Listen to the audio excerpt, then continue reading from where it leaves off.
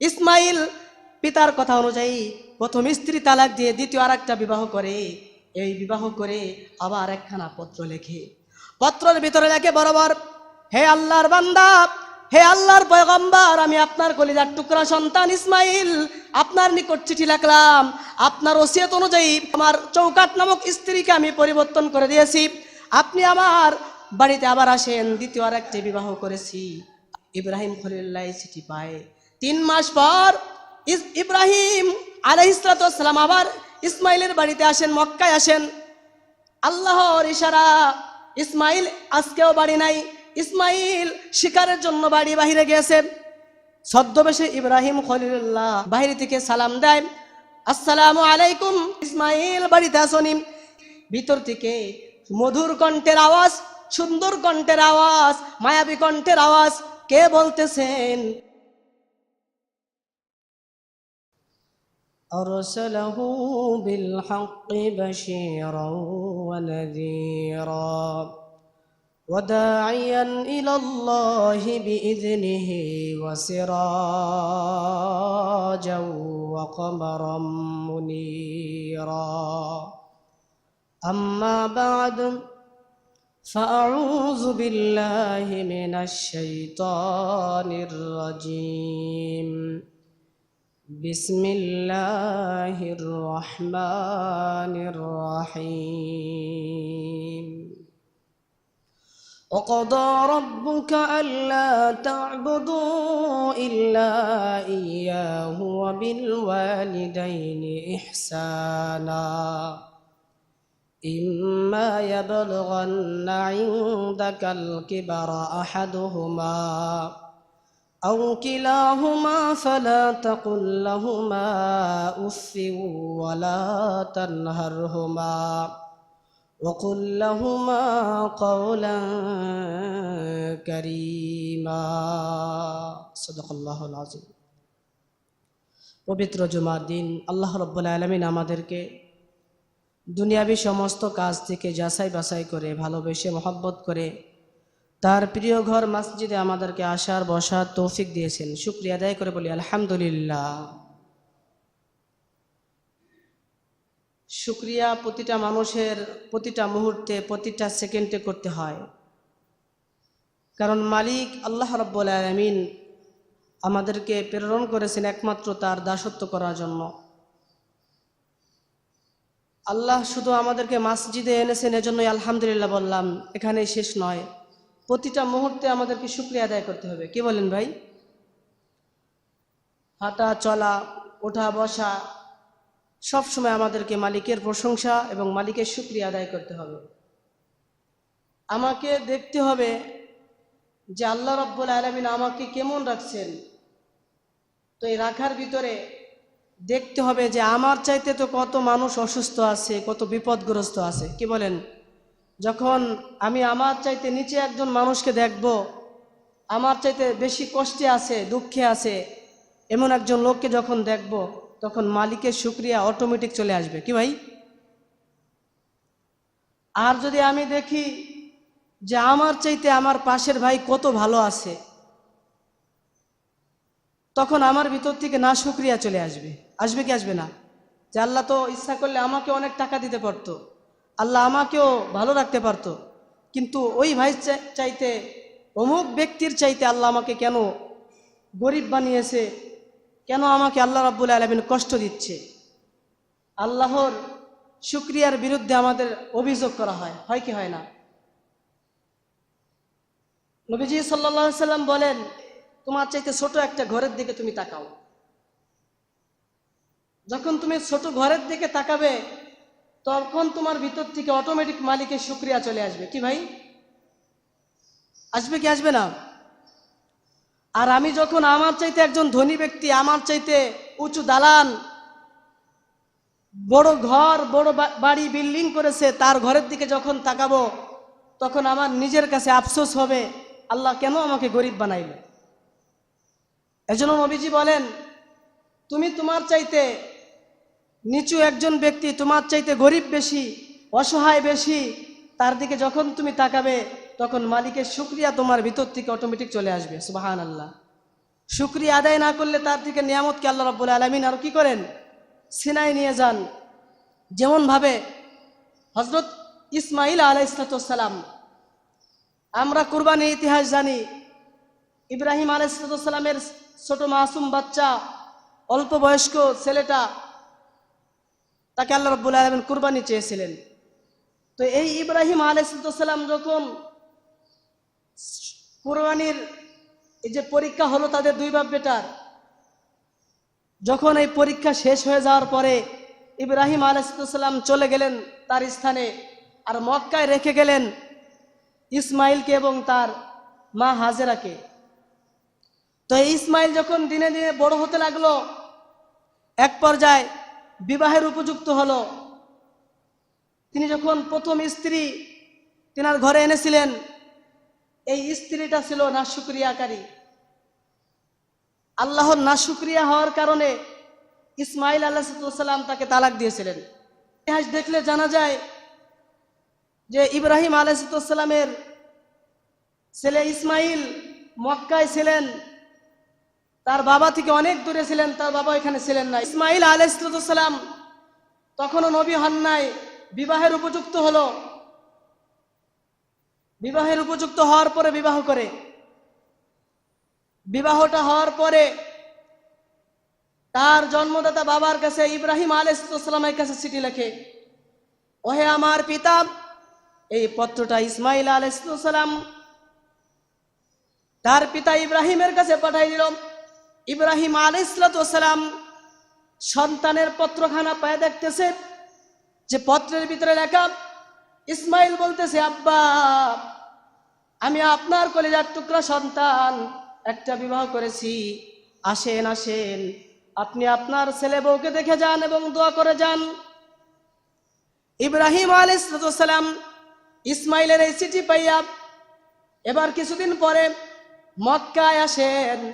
যেদিন ইসমাইলের বাড়ি ইব্রাহিম আলাইহিস সালাম আসলেন, ইসমাইল তখন শিকারের জন্য বনে গিয়েছিলেন। এসে সন্তানকে খুঁজতে থাকে, বাড়ির বাহির থেকে ডাক দেয়, হে ইসমাইল, বাড়িতে আসোনি? ভিতরে তার স্ত্রী নববধূ, তার আওয়াজটা বড় রুক্ষ সূক্ষ্ম ছিল, আওয়াজটা কড়া মেজাজে ছিল। কে? কাকে চাই? কি চাই? ছদ্মবেশী ইব্রাহিম খলিলুল্লাহ মহিলাকে বলতেছে, ইসমাইল কোথায়? মহিলা বলতেছে, কে আপনি? ইসমাইল, তার খোঁজে আমি আসছি, আমি দূর থেকে, অনেক দূর থেকে আসছি, আমি একজন দূর পথের মুসাফির, ইসমাইলের কাছে দরকারে আসছি, বিশেষ প্রয়োজনে আসছি। মহিলা এইভাবে বলে, সে শিকারে গেছে, কি চাই তার কাছে? কি আপনার? একজন ভদ্র মহিলা, একজন নেককার মহিলার যে আচরণ হওয়ার কথা, সেই আচরণ তার ভিতরে পাওয়া যায় না। তো কখন আসবে জানি না, কখন আসবে বলে যায় নাই। তো আমি চলে যাচ্ছি, ইসমাইলের কাছে প্রয়োজনে আসছিলাম। ইসমাইল বাড়িতে আসলে বলে দিও ঘরের চৌকাঠটা বেশি ভালো না, ঘরের দরজার চৌকাঠটা বেশি ভালো না। ইসমাইল যেন ঘরের দরজার চৌকাঠটা পরিবর্তন করে ফেলে। এই বলে ইব্রাহিম খলিলুল্লাহ আবার চলে যায়। ইসমাইল শিকার শেষে যখন বাড়িতে আসে, বাড়িতে আসার পরে তার বাবার ঘ্রাণ তার নাকে চলে আসে। সুবহানাল্লাহ। ইসমাইল বাড়িতে এসে দেখে এত সুন্দর সে ঘ্রাণ, এই ঘ্রাণ তো সাধারণ কোনো মানুষের ঘ্রাণ না, এটা তো আমার বাবা ইব্রাহিম খলিলুল্লাহর ঘ্রাণ। নিশ্চয় আমার পিতা আমার চিঠি পাইয়া আমাকে দেখতে আসছিল। এবার ডাক দিয়ে বলতেছে, হ্যাঁ স্ত্রী, বাড়িতে কি কেউ আসছিল নি? স্ত্রী এবার বলতেছে, একটা পাগল বইড়া আসছিল। নাউজুবিল্লাহ বলি, একটা পাগল বৃদ্ধ আসছিল, এলো বার্তারি কথা বলে, সে আপনার খোঁজে আসছিল, অনেক দূর থেকে আসছিল। তো কি বলে গেছে? সে এসে আপনার খবর নিছে, আমি বলছি সে তো শিকারে গেছে। আর কি বলছে? সে একটা কথা বলছে, ওই কথাটা পাগলেরই কথা। স্বামী দেখেন আমাদের ঘরের দরজার চৌকাঠটা কত ভালো, চৌকাঠটা কত ভালো, কিন্তু পাগল বলে গেল চৌকাঠটা ভালো না, চৌকাঠটা পরিবর্তন করতে বলল। ইসমাইল সঙ্গে সঙ্গে ডাক দিয়ে বলতেছেন, হে স্ত্রী তুই কি করছিস, কেন এই খারাপ আচরণ করছিস এই মুরব্বীর সঙ্গে? ওইটা পাগল ব্যক্তি না, ওটা কোনো সাধারণ মানুষ না, ওটা হলো মহান আল্লাহ রব্বুল আলামিনের খলিল ইব্রাহিম আলাইহিস সালাতু ওয়াস সালাম। আমার প্রাণের পিতা, সবচাইতে প্রিয় মানুষ আমার পিতা ইব্রাহিম, তোর শ্বশুর ইব্রাহিম আলাইহিস সালাতু ওয়াস সালাম। তুই তার সঙ্গে ভালো ব্যবহার করিস নাই, তুই তার সঙ্গে খারাপ আচরণ করেছিস, তোর ব্যবহার ভালো পায় নাই। আমার পিতা যাওয়ার সময় যে বলে গেল ঘরের চৌকাঠ বেশি ভালো হয় নাই, চৌকাঠটা যেন পরিবর্তন করে। তো তুই আমার স্ত্রীর যোগ্য হতে পারিস নাই, তুই আমার পিতার সঙ্গে ভালো ব্যবহার করিস নাই, বিদায় আমার পিতা তোকে তালাক দিতে বলেছে, তুই তালাক, বের হয়ে যা আমার বাড়ি থেকে, তোর সঙ্গে আমার আর সংসার হবে না। ভাই কি কারণে ইসমাইল তার স্ত্রীকে তালাক দিল? তালাক দিল তার নাশুকরিয়ার কারণে।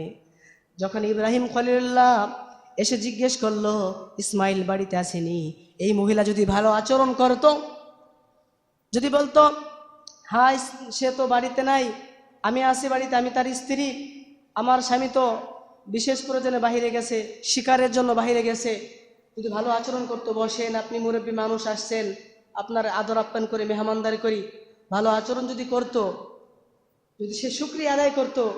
এসে যখন ইব্রাহিম বলেছিল তোমাদের সংসার কেমন চলে, তখন মহিলা না শুকরিয়া আদায় করে বলে সংসার বেশি ভালো চলে না, নুন আনতে পান্তা ফুরায়, কিসের ভালো চলা, না খায় থাকি, তেমন কোনো ভালো খাদ্য খাবার সংসারে নাই, অনেক দুঃখ কষ্টে আছি, এর আবার ভালো থাকা কি? এইভাবে ইব্রাহিম খলিলুল্লাহকে কর্কশ ভাষায় বলে দেয়। ইসমাইল বলে তুই এত খারাপ আচরণ করার কারণে, না শুকরিয়া করার কারণে আমার পিতা তোকে তালাক দিতে বলেছে, তুই তালাক। মহিলা এবার তালাক প্রাপ্ত হয়ে চলে যায়।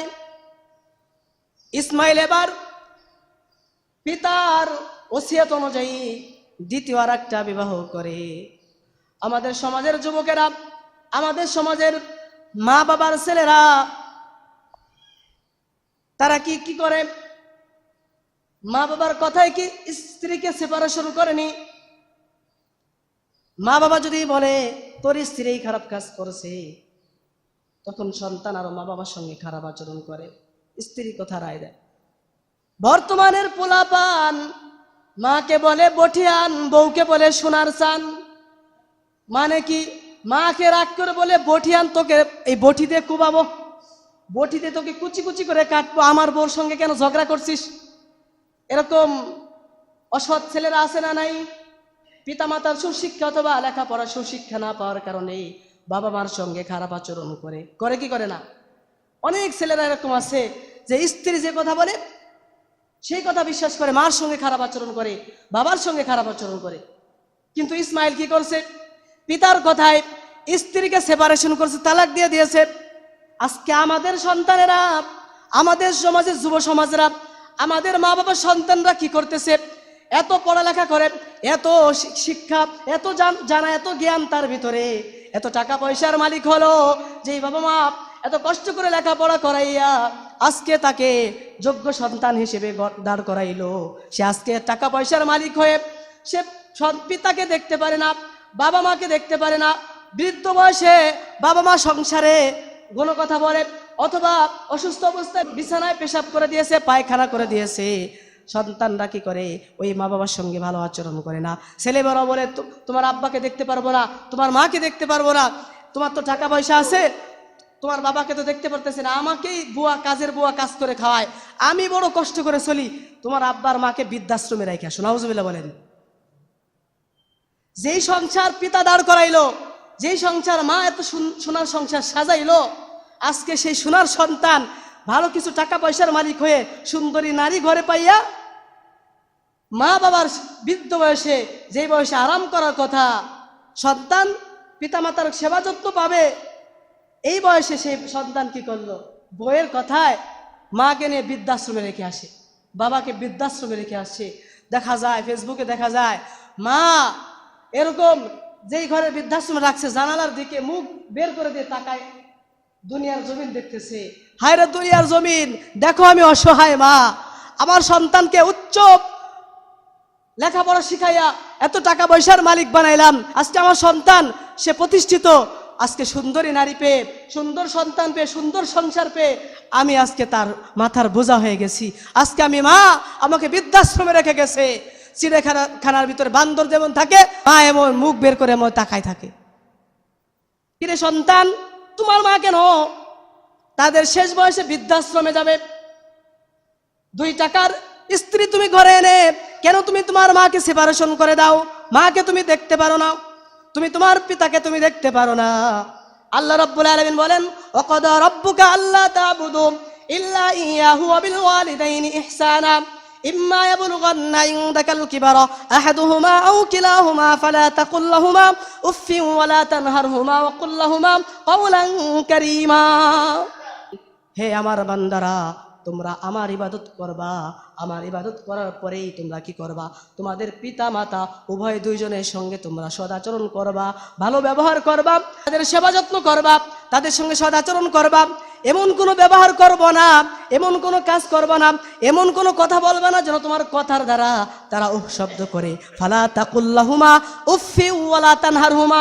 উফ শব্দ আল্লাহ ব্যবহার করেছেন। উফ মানে ব্যথা, কিন্তু এটা বড় কষ্টের। যখন ব্যথা পায় মানুষ বলে, এই হাইতে অনেক মানুষ ছাই হয়ে যায়। কি বলেন? অনেক মাজলুম যখন হাই ছাড়ে, অনেক জালেম সে ছাই হয়ে যায়, তার ধ্বংস অনিবার্য হয়ে যায়। অনেক মা, অনেক বাবা সন্তানের দেওয়া কষ্ট নিয়ে, বুক ভরা কষ্ট নিয়ে যখন শব্দ করে, শব্দ করে, তখন এই সন্তান এমন একটা মুসিবতে পড়ে, এমন একটা আযাব গজবে পড়ে, বাবা আর মারে শব্দতে সে ধ্বংস হয়ে যায়। ইসমাইল পিতার কথা অনুযায়ী প্রথম স্ত্রী তালাক দিয়ে দ্বিতীয় আরেকটা বিবাহ করে। এই বিবাহ করে আবার একখানা পত্র লেখে। পত্রের ভিতরে লেখে, বরাবর ইব্রাহিম খলিলুল্লাহ, হে আল্লাহর বান্দা, হে আল্লাহর পয়গম্বর, আমি আপনার কলিজার টুকরা সন্তান ইসমাইল আপনার নিকট চিঠি লিখলাম। আপনার ওসিয়ত অনুযায়ী আমার চৌকাট নামক স্ত্রীকে আমি পরিবর্তন করে দিয়েছি। আপনি আমার বাড়িতে আবার আসেন। দ্বিতীয় আরেকটি বিবাহ করেছি। দ্বিতীয় বিবাহ করে যখন চিঠি পাঠায়, ইব্রাহিম খলিলুল্লাহ চিঠি পায়। 3 মাস পর ইব্রাহিম আলাইহিস সালাম আবার ইসমাইলের বাড়িতে আসেন, মক্কায় আসেন। আল্লাহর ইশারা, ইসমাইল আজকেও বাড়ি নাই। ইসমাইল শিকারের জন্য বাড়ি বাহিরে গিয়েছে। ছদ্মবেশে ইব্রাহিম খলিলুল্লাহ বাড়ি বাহির থেকে সালাম দেয়, আসসালামু আলাইকুম। সালামের উত্তর নিয়ে কথা বলে, ডাক দিয়ে বলতেছে, ইসমাইল বাড়িতে আসনি, ইসমাইল বাড়িতে আসনি। ভিতর থেকে মধুর কণ্ঠের আওয়াজ, সুন্দর কণ্ঠের আওয়াজ, মায়াবী কণ্ঠের আওয়াজ। কে বলতেছেন? তিনি তো শিকারের জন্য বাহিরে গেছে। কে আপনি? যে সে তো শিকারের জন্য বাহিরে গিয়েছে। কে আপনি? ইব্রাহিম খলিলুল্লাহ বলে, আমি তো দূর পথের পথিক, আসছিলাম বিশেষ প্রয়োজনে ইসমাইলের কাছে। ইসমাইল কখন আসবে? আপনি অপেক্ষা করেন, আপনি মুরব্বী মানুষ। এই দুরবস্থায় মরুভূমি এলাকায় মানুষরা তো, কোনো মানুষ তো আমাদের খোঁজ খবর নিতে আসে না। আপনি আসছেন আমার বাড়িতে, ভিতরে এসে আসেন, বসেন। ইব্রাহিম খলিলুল্লাহ বলে, না আমি বসবো না। তখন ভিতর থেকে আওয়াজে বলতেছে, আপনি যদি না আসেন, ভিতরে না বসেন, আমি রাগ করব, আমি রাগ হব। সুবহানাল্লাহ বলেন। এটাও একটা মহিলা, এটাও একটা বাড়ির বউ, আর আগেরটাও ছিল বাড়ির বউ। আগে আসার সঙ্গে সঙ্গে সে কি করেছিল? খারাপ আচরণ করেছিল, কথার উত্তর ভালোভাবে দেয় নাই। কিন্তু এই মহিলা বলতেছে, এই স্ত্রী, ইসমাইলের এই স্ত্রী বলতেছে, ভিতরে আসেন, বসেন। শরবত খেতে দেয়, খেজুর খেতে দেয়, রুটি খেতে দেয় এবং গোশত খেতে দেয়। রেওয়ায়েতে পাওয়া যায়, ইব্রাহিম খলিলুল্লাহ ওই গোশতর টুকরা ধরে চোখের পানি ফেলে দিয়ে আল্লাহর কাছে দোয়া করতেছে, মালিক আল্লাহ এই গোশতের ভিতরে তুমি বরকত দান করে দাও। সুবহানাল্লাহ বলি। আমার আপনার নবী মুহাম্মদুর রাসূলুল্লাহ সাল্লাল্লাহু আলাইহি সাল্লাম বলেন, ওই দিন যদি আমাদের জাতির পিতা ইব্রাহিম খলিলুল্লাহ যদি আল্লাহর কাছে গোশতের জন্য দোয়া না করে যদি আটা রুটির জন্য দোয়া করত, আটার জন্য যদি গমের জন্য দোয়া করত, আল্লাহ রাব্বুল আলামিন মক্কার জমিনে গম ফলানোর ব্যবস্থা করে দিতেন, কিয়ামত পর্যন্ত গম ফসল হইতো। সুবহানাল্লাহ বলি। আল্লাহ যখন গোশতের জন্য দোয়া করেছেন, আজও পর্যন্ত মক্কার জমিনে গোশতের অভাব নাই। কি বলেন? গোশের জন্য সারা বিশ্বের ভিতরে মক্কার জমিন কি হলো বিখ্যাত। এত গোশত তারা খায়, গোশত ফুরায় না। ইব্রাহিম খলিলুল্লাহ ওই যে বরকতের দোয়া করে দিয়েছেন, ইসমাইলের এই স্ত্রী তার সঙ্গে ভালো ব্যবহার করে, সুন্দর খানা খাওয়ায়, তার জন্য ইব্রাহিম খলিলুল্লাহ দোয়া করে যেন আল্লাহ রাব্বুল আলামিন তোমাদের বরকত দান করেন, আল্লাহ রাব্বুল আলামিন তোমাদের ভালো রাখেন। ইসমাইল আসলে বলে দিও এবারের চৌকাটটা বড় ভালো হয়েছে, এবারের চৌকাটটা অনেক সুন্দর চৌকাট। ইসমাইল যেন কোনোদিনও এই চৌকাট পরিবর্তন না করে। সুবহানাল্লাহ বলি।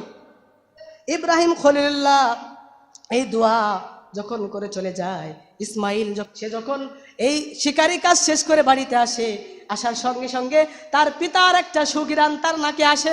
বুঝতে পারে নিশ্চয় আমার পিতা আসছিল।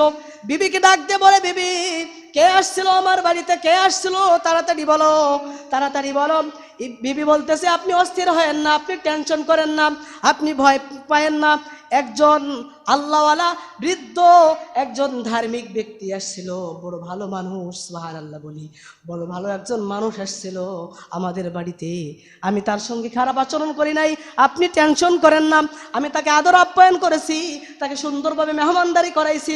সে খুশি হইয়া আমাদের জন্য দোয়া করে গেছেন, আর আমার জন্য দোয়া করে গেছেন। গো স্বামী লাস্ট ফিনিশিং একটা কথা বলে গেছে, ওই কথার মানেটা তো আমি বুঝতে পারি নাই। গোস্বামী কি বলেছে? বলে গিয়েছে যে আমার ইসমাইল যদি আসে, ইসমাইল যদি বাড়িতে আসে, বাড়িতে আসলে বলে দিও যে ইসমাইলের ঘরের দরজার চৌকাটটা, এবারে চৌকাটটা বড় ভালো হয়েছে, ইসমাইল যেন কোনোদিনও এই চৌকাটটা পরিবর্তন না করে। হে স্বামী এই কথাটা আমি বুঝতে পারি নাই। সঙ্গে সঙ্গে ইসমাইল ডাক দিয়ে বলে, হে আমার স্ত্রী আয় আয়, আমার বুকে আয় আয়, আমার বুকে আয়। যেই লোকটা বৃদ্ধ ব্যক্তি আসছিল, এই লোকটা কোনো সাধারণ ব্যক্তি না, এ হলো মাওলার ইব্রাহিম খলিলুল্লাহ, ইব্রাহিম আলাইহিস সালাম। সুবহানাল্লাহ। ইব্রাহিম আলাইহিস সালাম আমার বাড়িতে আসছিল, সে আমার পিতা আর তোমার শ্বশুর। তুমি তার সঙ্গে সুন্দর আচরণ করছো, ভালো ব্যবহার করেছো, আর আমার পিতা তোমার উপর সন্তুষ্ট হইয়া তোমাকে দোয়া দিয়ে গেছেন, আর চৌকাটের কথা বলেছে, আর এই চৌকাটটা হলো তুমি আমার স্ত্রী। সুবহানাল্লাহ। আমার আব্বাই বলেছে কোনোদিনও যেন আমি ঘরে এই চৌকাটটা পরিবর্তন না করি। আজ থেকে তোমার হাত আমি ধরলাম, আখিরাতে তুমি জান্নাতের ভিতরে তুমি আমার সঙ্গী হবে। সুবহানাল্লাহ। দুনিয়াতে তুমি আমার সঙ্গী, জান্নাতে তুমি আমার সঙ্গী হবে। হে প্রিয় ভাইরা, এজন্য বাবা মার দোয়ার দরকার আসেনি? তুমি প্রতিষ্ঠিত হয়ে বাবা মাকে বলে যাও তাদের সঙ্গে খারাপ আচরণ করো। স্ত্রী পাইয়া মাকে বলে যাও, তাকে খাবার দেবার মনে থাকে না, ওষুধ দেওয়ার মনে থাকে না, তার সেবা যত্ন করার তোমার মনে থাকে না। অসুস্থ হলে একবার ছাড়া দুবার অসুস্থ হলে তুমি বিরক্ত হয়ে যাও। কেন তুমি বিরক্ত হয়ে যাও? যেই মা তোমাকে গর্ভধারণ করেছিল, শত কষ্ট হলেও যতবার তুমি পেশাব করেছো ততবার তোমার পেশাব পরিবর্তন করেছে, যতবার তুমি পায়খানা করেছো ততবার তোমার পায়খানা পরিষ্কার করে দিয়েছে, যতবার তুমি বিপদে পড়েছো মা তার বুক পেতে দিয়েছে, তোমার বাবা তোমার বুক পেতে দিয়েছে, তোমাকে সাহায্য করেছে। আজকে তোমার বাবা একবার ছাড়া দুইবার ছাড়া তিনবার পায়খানা করে দিলে তোমার কেন বিরক্ত লাগে? তোমার স্ত্রী কেন বিরক্ত লাগে? তোমার স্ত্রী পরে মাইয়া, তার বিরক্ত লাগা স্বাভাবিক। যদি তার বিরক্ত লাগে তাকে বলো তুমি বাইরে হয়ে যাও, আমার বাবাকে তুই দেখতে পারবি না, আমার মাকে তুই দেখতে পারবি না, আমার বাড়িতে তোর কোনো ভাত নাই। এইভাবে তুমি যদি শাসন করো, তোমার স্ত্রীর ক্ষমতা নাই তোমার পিতামাতার সঙ্গে খারাপ আচরণ করার। আজকে তুমি তো বউর কাছে হয়ে যাও গোলাম। বাজারে যায় ব্যাগ সাথে নিয়ে চলে যায়, বউ আগে উনি পিছনে পিছনে, বউ যা কয় তাই শোনে। যাই বলে যে হ্যাঁ বউ আমার তো লুঙ্গি ফুরে গেছে, একটা লুঙ্গি কিনে দাও। হ্যাঁ তোমার না গত মাসে লুঙ্গি কিনে দিলাম। স্বামীকে হ্যাঁ থাক থাক থাক থাক থাক, এই মাসে দেওয়া লাগবে না, তো পরের মাসে দিয়ে নে। এই তো বর্তমান ছেলেরা বউকে গোলাম হয়ে গেছে। কেন তুমি গোলাম হবা? তুমি থাকবা পুরুষ, তোমার পুরুষত্ব কেন তুমি নষ্ট করে দিয়েছো? তুমি তোমার পুরুষত্ব ঠিক রাখো।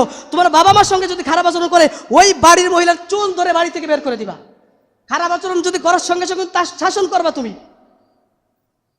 তাহলে তোমার জন্য থাকবে জান্নাত রেডি। ঠিক কিনা? এজন্য ভাই আসেন, যাদের পিতামাতা জীবিত আছে আমরা সবাই পিতামাতার সেবা যত্ন করি, তাদের থেকে দোয়া নেই যেন ওহ শব্দ তারা না করে, আমার আচরণ যেন তারা যেন কষ্ট না পায়। আল্লাহ রাব্বুল আলামিন আমাদের সকলদেরকে পিতামাতার সঙ্গে ভালো ব্যবহার করার তৌফিক দান করেন।